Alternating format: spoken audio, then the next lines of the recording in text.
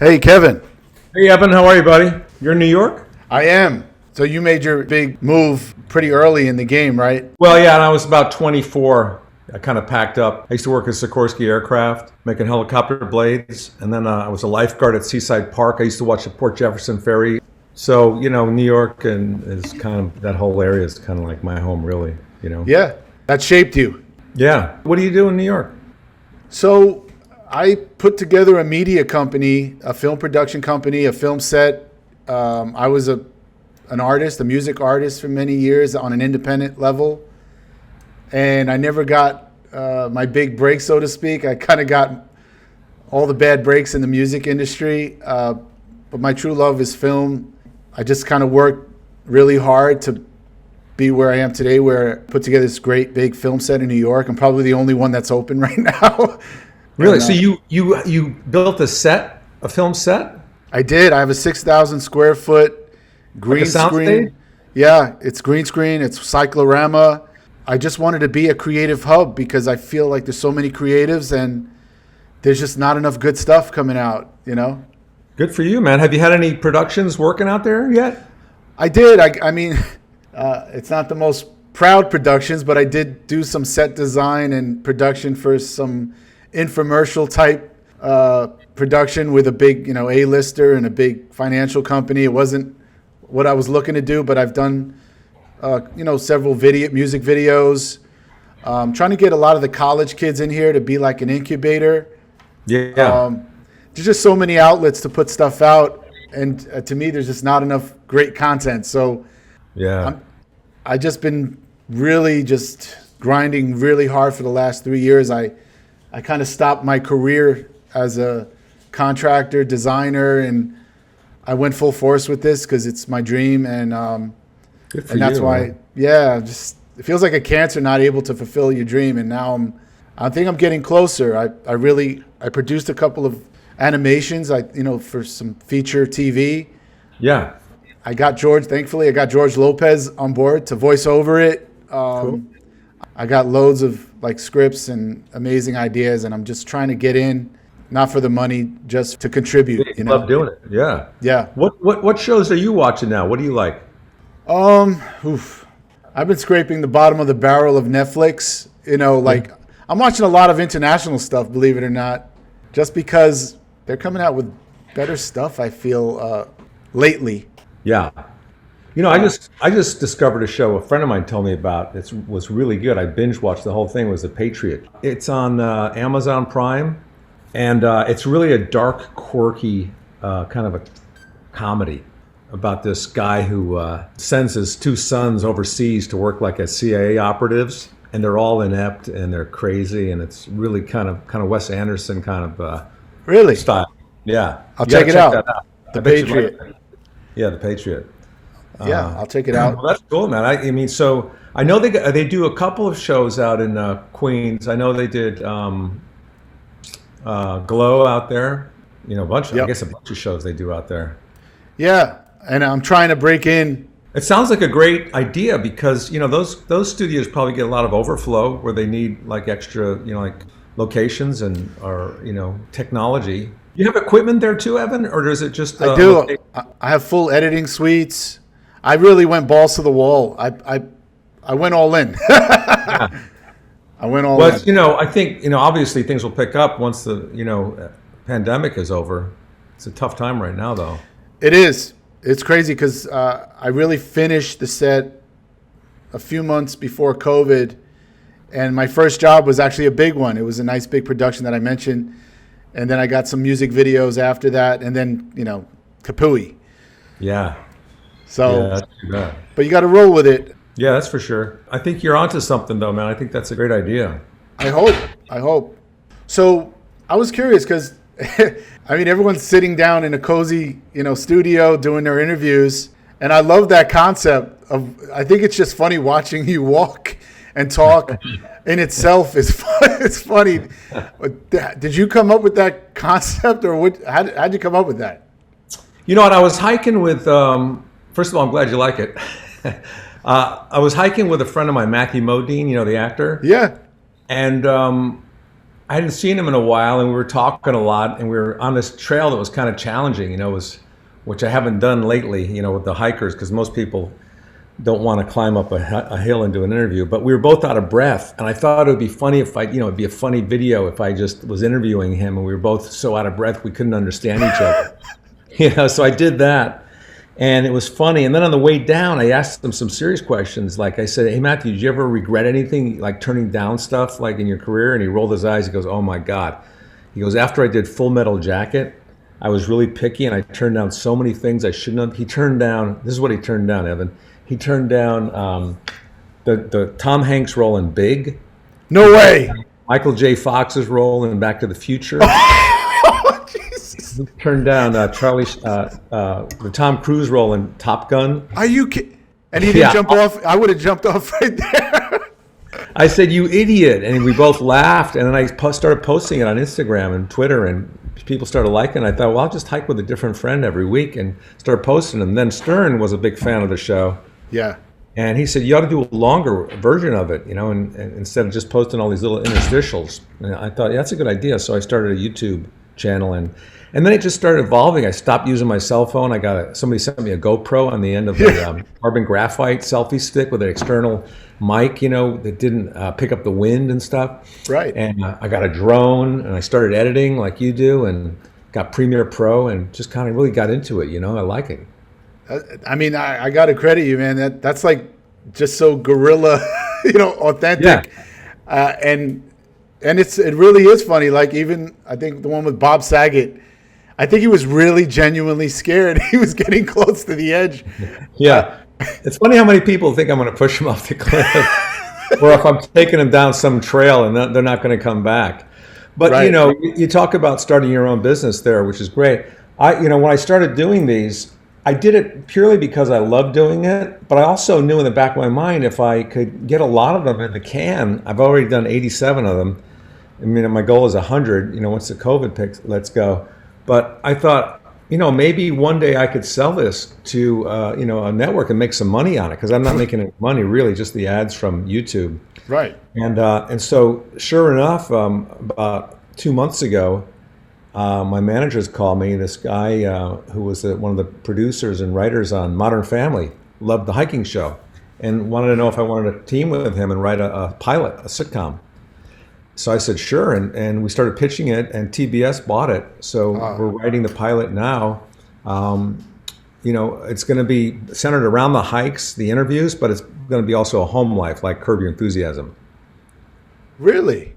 Yeah. So now congratulations. To me, that's tremendous as an entrepreneur, where you kind of just went out there, you did something, you built value to it, and it got picked up. So, congrats to that. But it's like you love setting up that production company and having all the facility, because, you love it mostly, but also you want to make money. And that's what I do with the hiking thing. I love doing it. I love the whole process of editing it and getting it up and, using the drone and figuring out the cameras and all that. And ultimately, if you do something you love doing, I think, it's going to go somewhere. Absolutely. So now this is going to be scripted, and it revolves around a hike. Is it going to involve hiking with your celebrity friends and then going back home? Yeah. That's pretty much what we sold them on. Who wouldn't want a show where, because I have a lot of friends that are celebrities, and they want to do the hikes. So, we have Conan O'Brien on and Adam Sandler one week, or, Spade or whoever, and so the networks loved it, and they wanted it to be more family oriented too. So we're scripting the pilot, but then we plan on it just bullet points like Curb, where it'll be improv. Beautiful. So essentially you're doing the same thing. There's going to be some improv, but you're yourself. You're going to be yourself.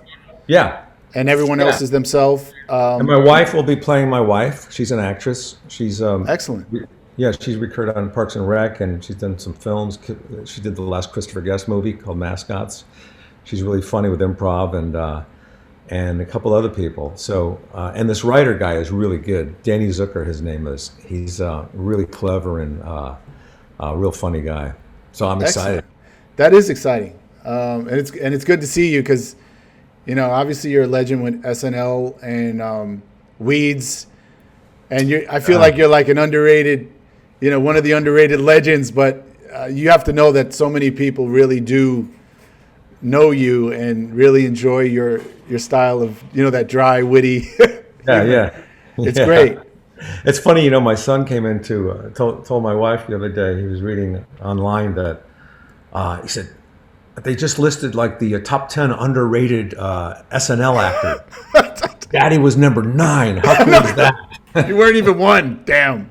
I wasn't even one. I think 9 is underrated, don't you? Absolutely. At least 5. That's right. You were still underrated in the underrated. Yeah. That's funny. Oh wow, that's crazy. Yeah, but anyway, it's I've been really lucky, Evan. I've had a good run, and I'm really dry, and I'm not like one of those in your face comics, so I kind of, I just happened to be at the right place at the right time. And for SNL, I mean, I was just a stand up, just kind of finding my way doing stand up, and things kind of lined up for me, and I ended up getting on that show. And I just loved doing it. I didn't see it as a stepping stone. I saw it as a great gig. I could live in New York City. Yeah. I could be on a show where these idols I revered growing up, like the Stones and Aerosmith and James Taylor, and and work with Steve Martin, and even I got to work with Charlton Heston and Robert Mitchum. Wow. All these guys. The old school guys. Yeah. Roy Orbison was on. Wow. Paul McCartney. What a great job that was. I didn't want to go anywhere. I just wanted to stay there. Yeah. You were there actually. Underrated. I don't mind being underrated. Just keep me here. That's right. That was a great game. You actually killed me on that bit you did with your dying friend. I got to tell you, the one you did with Conan. Oh yeah, dying friend. Yeah. That was hysterical. I mean, thanks, man. That's actually true. That was based on Tom Davis from Franken and Davis. Al Franken's partner, Tom Davis, used to be a writer on SNL. He had he got some kind of disease, cancer or something, and they gave him like 3 months to live. And so Lorne Michaels threw a big party for him, and everybody toasted him and stuff. And 6 months later, he was still alive, and he said he was embarrassed to come out of his house. That was hysterical. That was like laugh out loud when you told that story. That's crazy. Well, thanks, man. Thanks. I'm glad you're reminding me of my act. I haven't done it like since March. Oh, you got to do that one. That one, is hysterical. And I'm like a comedy snob. I love comedy on so many levels. I've seen almost everyone live.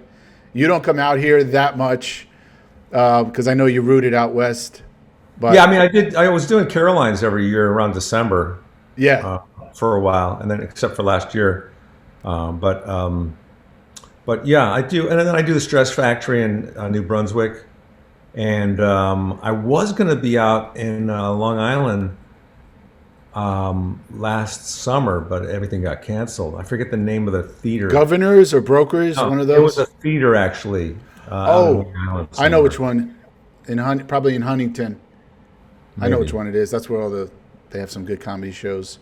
So yeah, that's great. So you'll probably be out here in the near future. Yeah, I will be. Hopefully. I will be.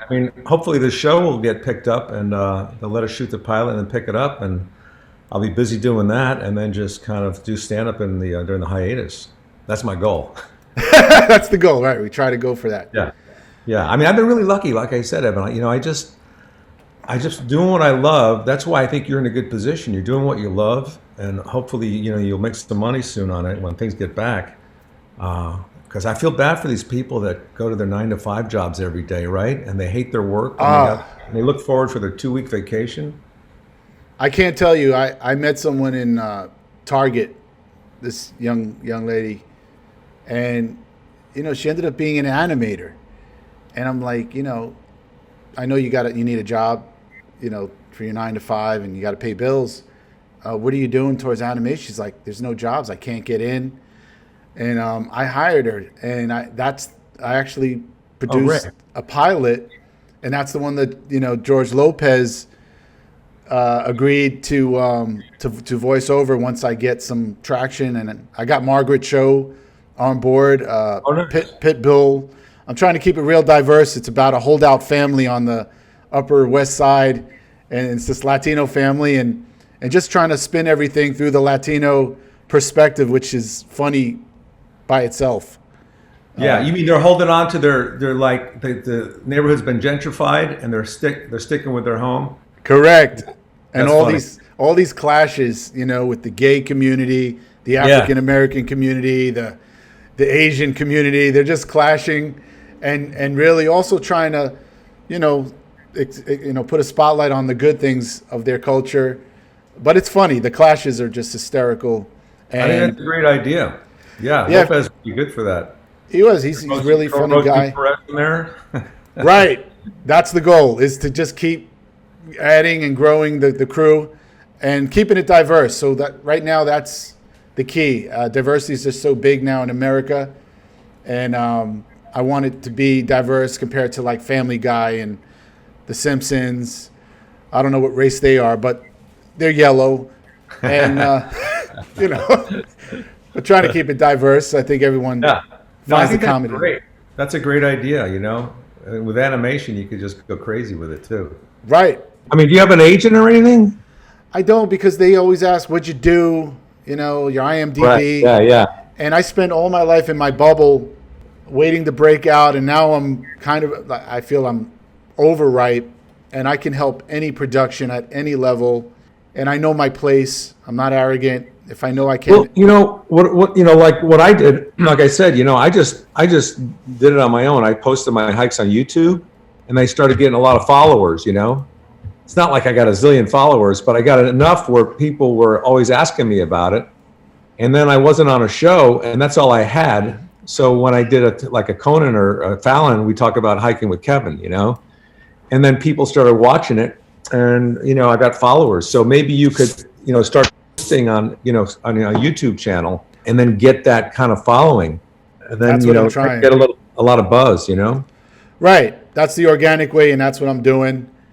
And it's I mean, there was a really hard. time when we couldn't do that. You just had to get somebody to rep it for you and hopefully sell it. But now you could put it out there yourself and promote it. Right. That's what I'm doing. So yeah, that's Perfect, man. That's perfect. So yeah, I'm in that lane. But you do If recommend. I come across anybody too, I'll that I think might be interested, I'll mention it to them and give me your email address.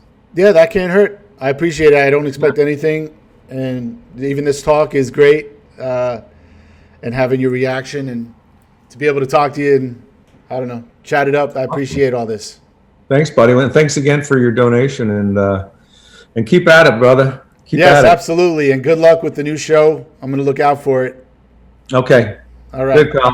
All right, buddy. I got Good your luck, email sir. address, so I'll be in touch if I hear anything. Thank you. Stay healthy. Take care, See you, buddy. Kevin. Bye-bye. Bye.